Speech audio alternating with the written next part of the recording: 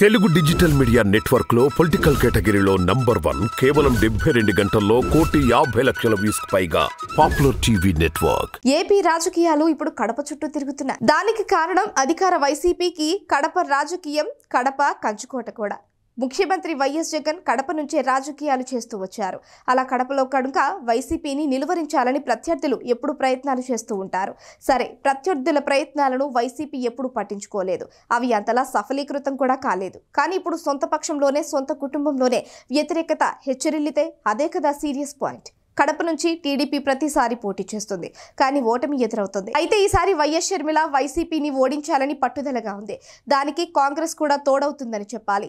ఆ కాంగ్రెస్ కి ఊపిరిలూదే బాధ్యతను వైఎస్ షర్మిల తీసుకున్నారు. ఆమె ఏపీ వ్యవహారాలను పూర్తిగా చక్కబెట్టేందుకు సిద్ధమయ్యారు. ఆమె ఏపీ రాజకీయాల్లో అడుగు పెడితే అది వైసీపీకి ఇబ్బందికరం అవుతుందని, అలా చేయాలని టీడీపీ ప్రయత్నం. మరోవైపు చూస్తే ఏపీలో కాంగ్రెస్ బాధ్యతలు తీసుకోవాలని చూస్తున్న వైఎస్ షర్మిల మీద కేంద్ర కాంగ్రెస్ నాయకత్వం పెద్ద బాధ్యతలనే మోపబోతోంది అని అంటున్నారు. అదేంటి అంటే, కడప ఎంపీ సీటు నుంచి వైఎస్ షర్మిలను పోటీ చేయమని. అయితే దాని మీద రకరకాలైన ఊహాగానాలు వినిపిస్తున్నాయి. వైఎస్ షర్మిల రాజ్యసభ సీటు కోరుకుంటున్నారని, అలాగే జాతీయ కాంగ్రెస్ లో ఆమె కీలక పదవిని కోరుతున్నారని, అలా ఏపీ తెలంగాణ 2 చోట్ల తన రాజకీయాలు చేయాలని ఆమె భావిస్తున్నారని అంటున్నారు. దాంతో ఆమె కడప ఎంపీ సీటు విషయంలో తన సోదరి వైఎస్ సునీత పేరుని పరిశీలిస్తున్నారని అంటున్నారు.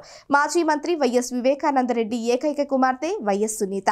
ఆమెను కడప ఎంపీగా పోటీ చేయించి గెలిపించాలి అన్నది షర్మిల ఆలోచన. ఎటు వైసీపీ నుంచి అవినాష్ రెడ్డి పోటీ చేస్తారని, రాజకీయంగా ఆయన్ని ఓడించాలన్నదే వైఎస్ షర్మిల సునీత పంతం అని వ్యూహమని కూడా అంటున్నారు. అవినాష్ రెడ్డి ఆయన కుటుంబీకుల మీదనే వైఎస్ వివేకానందరెడ్డి హత్య కేసు విషయంలో అనుమానాలు వ్యక్తం చేస్తూ న్యాయ పోరాటం సునీత చేస్తోంది.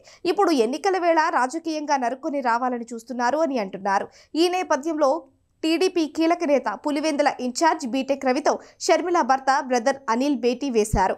ఇక బీటెక్ రవి సునీత భర్త రాజశేఖర్ కూడా మిత్రులు అన్నది తెలిసిందే. దీన్ని బట్టి చూస్తుంటే కడప రాజకీయాలలో కాంగ్రెస్ ఎంట్రీ కొత్త సమీకరణాలకు దారితీసేలా స్కెచ్ గీస్తుందని అంటున్నారు.